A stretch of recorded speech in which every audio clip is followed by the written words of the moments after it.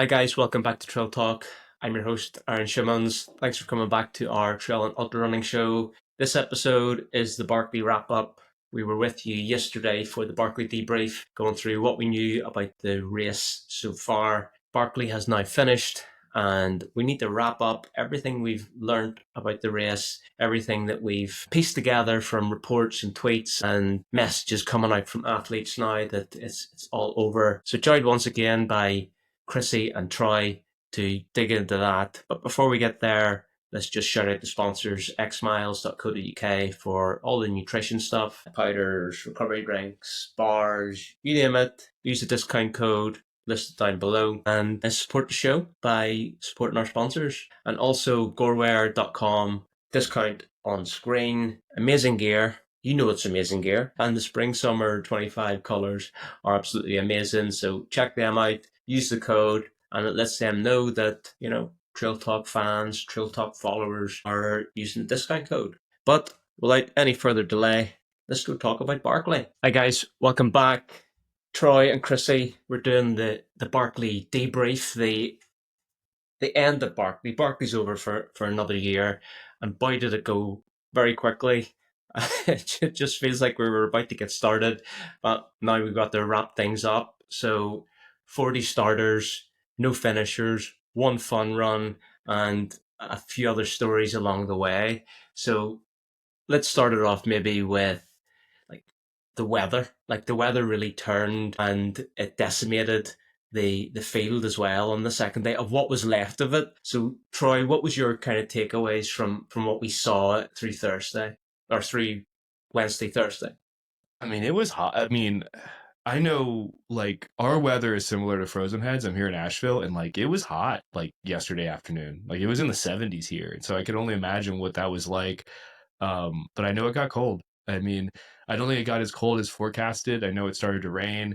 Um, it was just very interesting because I feel like the runners had a lot of time going out from the second loop into the third loop for all of them to get a fun run. And like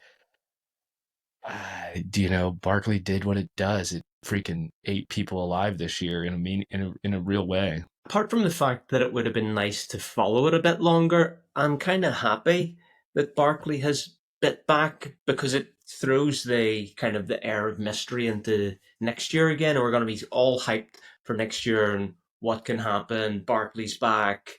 Uh, so John Kelly came through the fun run with 10 minutes to spare. Chrissy, what was the takeaways from your side? Yeah, I mean, I guess the first question was like, what happened to Tomo? Because he had a half an hour on John for a good portion, I think, lap two and lap three. So what happened, and did they ever see each other? I think, the big takeaway is this is John Kelly's eighth attempt. John Kelly knows how to do this race in anything and everything, and he knows how to get a fun run done when in doubt. But it definitely seems like he worked himself to get in under that fun run cutoff, and that's saying a lot, I think, as well.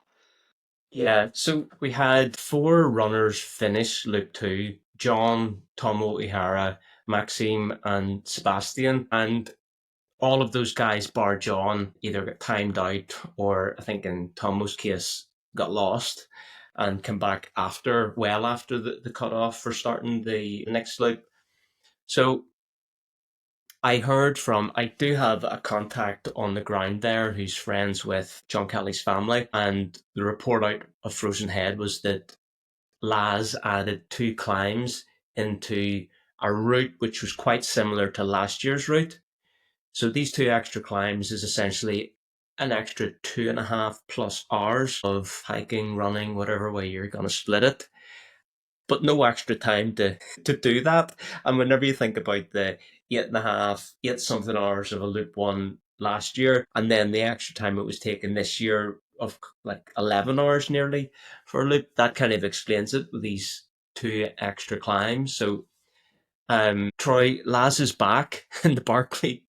Well, the fog of war is real, right? And I think that's what's going to make next year so exciting. Is there's a handful of people that have an idea of how the course bites. I think I saw some content on Instagram where John was saying like if everything went perfect I feel like it's still doable, but that was not the case. Right. And he kind of said, like, nutrition's got to be right. Everything Everything. has to be right. And he was like, And then I that, think I can do it. yeah. And he said, but that's not the case this year. Right. He obviously had, there were some issues. Right. And it's very hard. I mean, I think we all know this. It's very hard to be perfect for 60 hours. So I'm interested to see what happens in the next couple years, as like what caliber of athlete has to show up in order to have that perfect day, and like John, he's a journeyman, he's a Barkley journeyman. So he's going to keep showing up. He's going to do the work. But man, to go back to what you said, like I kind of enjoyed the fact that Barkley bit back this year in a real major way, and it shuffled the deck. And now we all have to wonder, like, when is someone even going to get when is someone going to get to pick what direction they want to go in? Like, when are we going to get to see that? And it was kind of funny for me because I'm like, it's already over. Like, I woke up this morning and I looked and I'm like, we knew it was inevitable, but I'm like, man, like, I'm remembering last year, I was like refreshing my Twitter feed, yelling at Jasmine in my phone, being like, come on, come on, come on, come on. And then like I got the tweet in and I was like literally like screaming in my office, and people are like, like my wife's like, are you okay? I'm like freaking out, right? And so it's like those are really magical moments to have. They're visceral moments to have. And now, it's not really a letdown, but like it's really cool that Barkley, like, Lads does what Lads does. He made it to where I feel like it's going to be a couple years before we see someone really crack Barkley again. And on the women's side, like the women were even further off. Chrissy, we had Kelly Halpin, who was it seems inappropriate to say the top woman, but she was 11th to finish the first loop and 2 minutes too late to start a second loop. But there only was a couple of women in the field. What do you think about the female side? Yeah, I kind of wonder if Laz maybe let less women in this time now that there is a woman's finisher, because he was like, I just want to make it harder in any way I can. I think Kelly definitely has a lot of the kind of grit and technical skills required, and I think this was her second go 2 years in a row. But, she's been basically given, a different difficulty, of course, this year. So I don't know what it takes to find that next Jasmine. I think we all kind of hoped that Claire was going to be that next Jasmine, just from a kind of physical ability perspective to get through the course. But I think it'll be, if you think it's going to be a long time to get a fifth lap, I think it's going to be a real long time to get another woman, because we're probably going to need someone who can get out there a couple years in a row and get the experience before they actually get around it realistically. Yeah, so true. Jasmine Paris is not just your, average top of the food chain type of gritty female runner. She had a mix of all of the things that's required, plus she put in the time, plus she kind of dedicated that as her goal race for a few years. And I don't know how, it's not the best runner that's going to be able to do this. It's the combination of all of the ingredients, plus the course, plus the weather, and we could go for a decade and not see another female finisher. It's as simple as that. In terms of Claire Bamworth, Ian Keith, the Irish ultra runner, Barkley attempter, winner of the Spine race, he wrote in his blog actually that Claire is a terrible navigator, Claire Bamworth. That during the Gran Canaria 350 race, that he had to help her out a lot with navigation, and for that reason, he didn't think that she had any hope at the Barkley. So, I mean, we haven't heard any stories coming out. We have seen photos that she was definitely there, but we don't know how the race went for her. Sticking on the female side, like, who would you like to see next year go back or start the journey of learning Frozen Head, learning the Barkley, kind of getting that bit between their teeth of trying to crack that puzzle? I personally would love to see Stephanie Case give it a go again. I think she has a lot of the tools as well.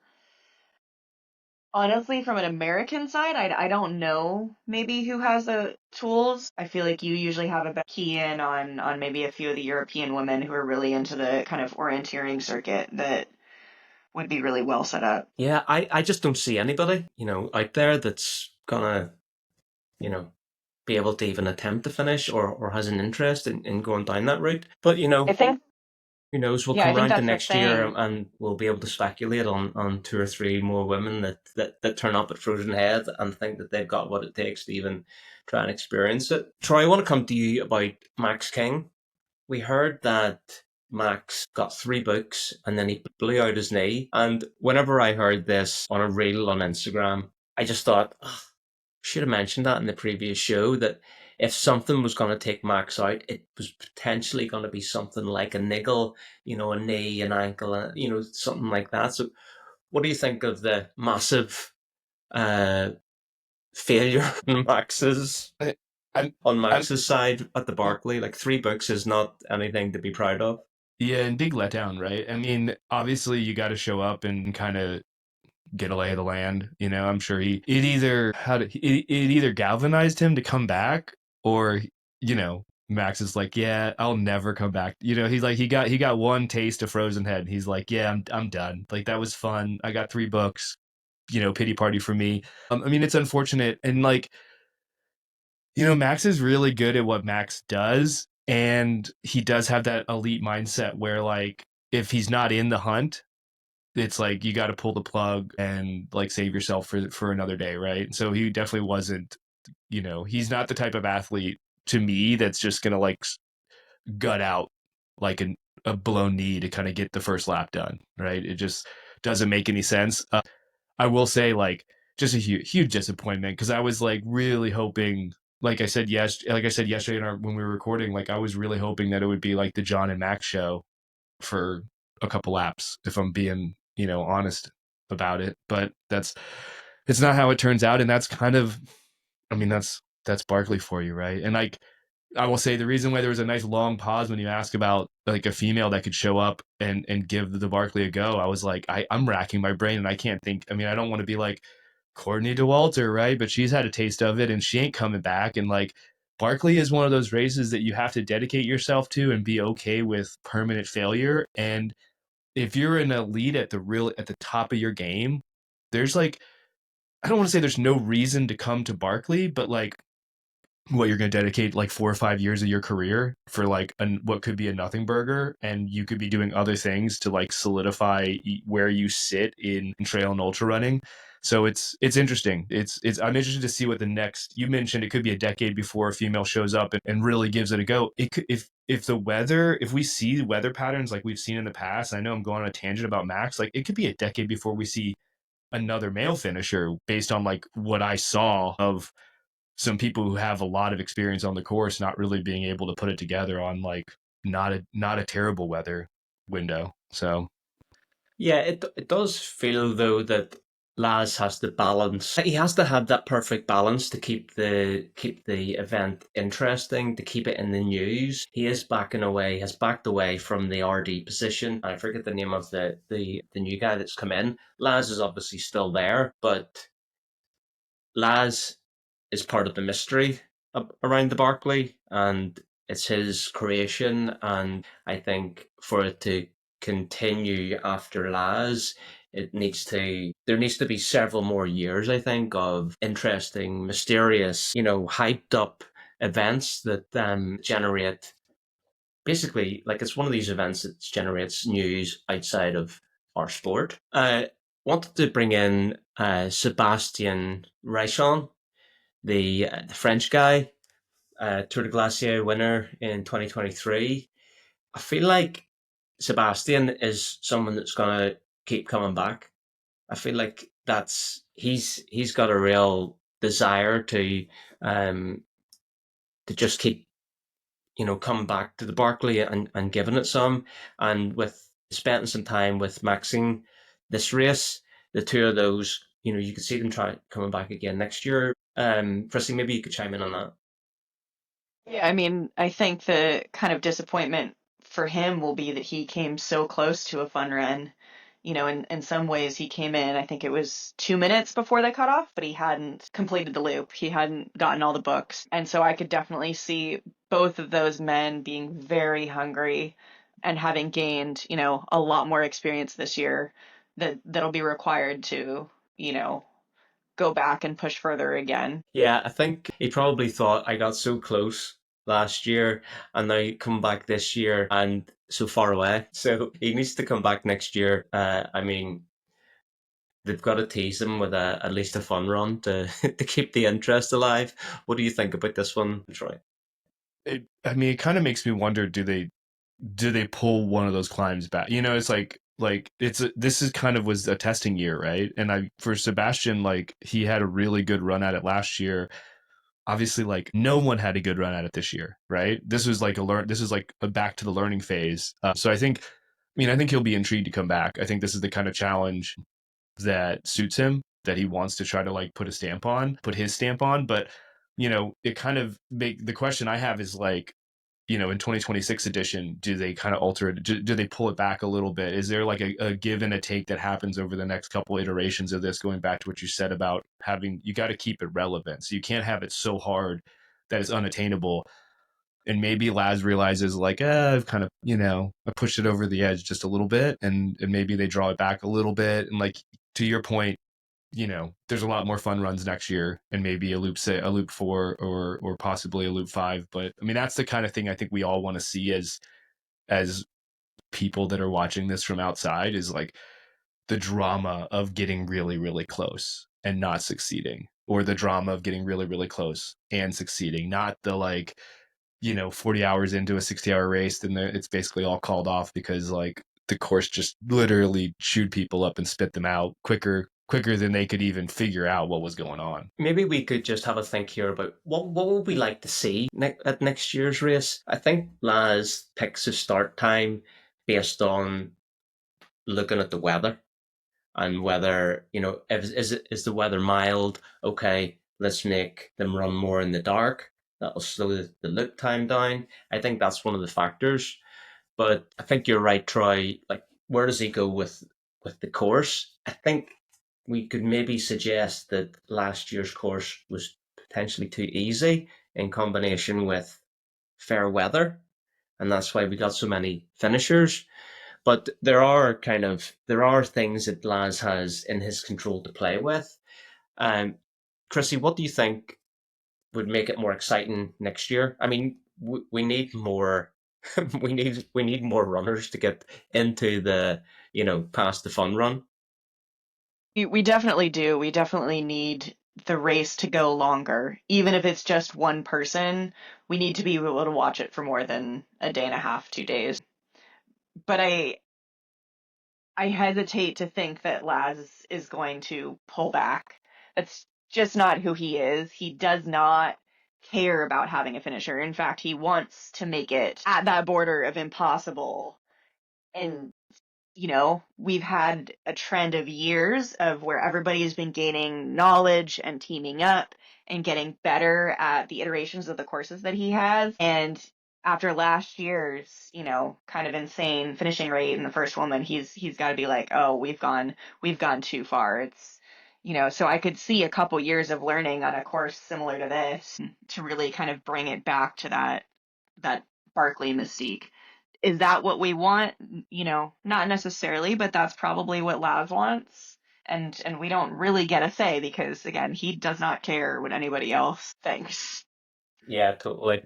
Troy, what do you think? And let me just pose one question through at you as well. I would love it if we knew who was running. Like, these mystery names didn't even happen this year. Last year it was fun. We had the mystery names. This year we had next to nothing. Like, there was a few mystery names and that was it, which made it difficult. Like, it did make it difficult to follow. You had to dig in. It was really for the super nerds like us. But Troy, what are you thinking there based off of that and what Chrissy had said? Yeah, well, I just want to add to the weather. I mean, based on when the weather rolled in, it was timed perfectly to start the fourth loop. Like, it was timed perfectly to where the runners would be on the fourth loop, in the middle of the fourth loop, when the rain came. So there's something to, it's like, to your point about Laz looking at what's what he has in front of him and trying to figure out what those variables are. Like, he's definitely pulling the strings there, right? Like, trying to figure out, how do I make this the race I want to see happen based on the course that I've laid out. I mean, I think the lack of the names and the fun names and like Keith, like last year, Keith was having a lot of fun with the content he was putting out on X. And I think this year, I mean, 40 people started and then 10 people went on lap 2. So all of a sudden you go from having like the ability to put out a lot of fun content to like, gosh, we just watched 75% of the field go away. So you don't even really, he didn't really have an opportunity to kind of like play to the audience, so to speak. Like, so, I mean, it would be kind of cool to have a better idea of what's actually happening. And Keith isn't, you know, like, I guess last year there was so much media there that you had a better idea of what was going on. People were like pushing content out from Frozen Head. And this year you basically just had Keith's tweets, and Keith's tweets were like, I don't want to say lukewarm this year, but in previous years, like they definitely weren't like, it wasn't the same Barkley tweet-a-thon that we've had in years past. So, I mean, I don't know, like it would be really cool to have a better idea of who's doing what and where, and have a little bit more of that banter in the community that we get with Keith and all of the silly names that he comes. I mean, because I think the whole idea is like on loop 1, you have no idea who's who, and that's intentional. And then he slowly lifts the veil over the course of a couple loops, and by loop 4 and 5 you pretty much know who's on course and they're calling him out by name, right? And it's like we didn't have that opportunity, so it just felt like it was, I mean, it's a classic, like it's a big build up and a huge letdown. I mean, that's basically what we all got this year with Barkley. So Yeah, one of the major differences this year was the restrictions on media. Normally, one of the ways that we see who's in it is once it starts, a couple of pictures come out, a video comes out of the actual start, and you're able to pick through it and identify, oh, there's such and such, or even maybe you don't know the person, but you can see that somebody's fully kitted out in La Sportiva or Scott or whatever, and then you can start doing some Trail Talk detective work based off of that. But we didn't have that this year, and I forget the photographer's name, but someone who started to put content out just in the past hour or so has said that now that the media block is lifted, he can post pictures from the race. So he's able to take pictures, but he wasn't allowed to post during the event. So that is something that is a new restriction on media, and it really does limit the what we're seeing out of the race. 100%. Last year was like, I don't want to say not a golden, it was just very different. Like there was just a lot of media trickling out of Frozen Head, excuse me. And you got none of that this year. And it's interesting that you mentioned that it sounds like Laz was very specific and adamant about how, when, and where people on the media side were going to be able to put that out there into the world for us to kind of chew on. Yeah, even Max King has posted, doing a classic Chrissy move here on post-dated Instagram stories, but he's posted stories as of about an hour ago, and it was, a couple of days before the race, and he was up on Ratjaw, and a couple, there's like 4 stories across 3 days, all posted within a minute of each other. So that also shows that the athletes were told they'll be posting any content. You can take it, you can take a picture, whatever, but don't be, there's a media blackout. 2 other things I wanted to mention. John Kelly actually maybe alluded to this a little bit before the event. So I was doing a bit of digging and I saw that I posted this on Instagram, John Kelly's Strava graph it looked like it was coming down into a lovely arc of the taper. And I posted it on Instagram and John messaged me and he was like, don't put that up. Don't, we don't want people to know that the race is about to start. I'm like, John, your Strava is public. You you always run the Barkley. It's pretty obvious, like what you would be tapering down for. We're not highlighting when it's starting. Everyone knows where it is. Everyone knows it starts in this next 10-day window. So I think we're good. I think we're all right. And I heard nothing more about it. But he was obviously on edge about what was getting out there, making sure he was conforming to the rules. Other observation was, who was really active on X, commenting on Keith's tweets Jamil Corey.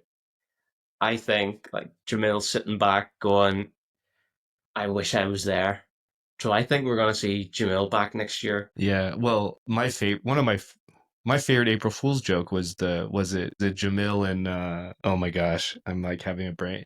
They basically talked about how Aravaipa bought Barkley Marathon. That was like one April Fool's joke from a couple years ago, and I thought that was like really really good cheeky content. I think to your point about the media blackout, one thing that Aid Station Fireball Liam, he was posting screenshots of the Forest Head campsite reservations all blocked out. Frozen Head. No, for Frozen Head. Yeah, exactly. Sorry. I don't know what I said. Did I say Forest Head? Again. Oh my gosh. Yeah, my brain. But yes, and I thought that it's kind of like one of those things where you're like, oh yeah, of course. Like if you know, you know, right? Like if you want to dig it up, like the information is there to get a ballpark of like when you can expect that the conk's going to get blown. But yeah, I mean, I feel like Laz was very much all about putting the clamp on the content this year. Yeah. All right, guys, let's wrap it up. Closing comments from me are really, I think Barkley's going to come back with a rebalancing next year. I think there's going to be some fun run finishes for sure, and flip a coin on the weather there. But I think it'll be it will definitely be more exciting this year because I think it was a little bit wet this year. Chrissy, what's your thoughts? Yeah, I mean, I definitely like to see the return of a bit more weather. Obviously, we have no control over that except for when Laz sets the race. I personally wouldn't be surprised if he doesn't pull it back. I think I agree that it would be nice to get a little bit more information and maybe he pulls, the media strings a little bit differently.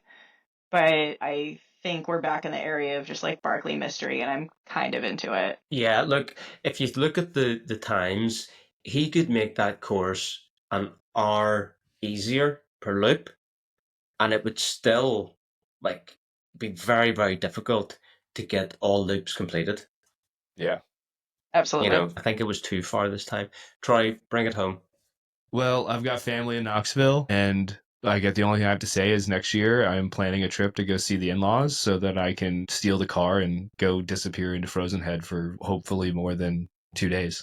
And that's like, I'm going to put it on the calendar and mark it and just say, like, you need to be there because the FOMO was real this year. And I would love to have some boots on the ground and get a chance to like experience the race firsthand. So I mean, that would be very difficult to do and not make enemies. I think, I forget the name of the guy, Steven, Ultra Running Steven or something on YouTube did that maybe 3 years ago.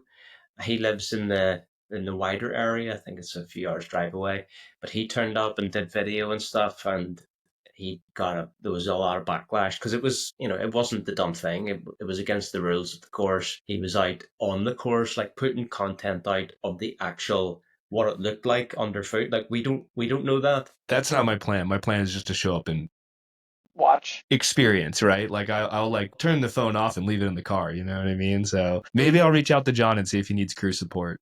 So that could be a way to show up and actually get a chance to be a part of it. But yeah, that's my plan. All right, guys. Well, I think the guy looking through the window is telling us that it's time to wrap it up. So yeah. This has been the 2025 Barkley update from Trail Talk, and I'm getting ready for the weekend for Kiki and the W. So, guys, have a great weekend. I'll catch you soon.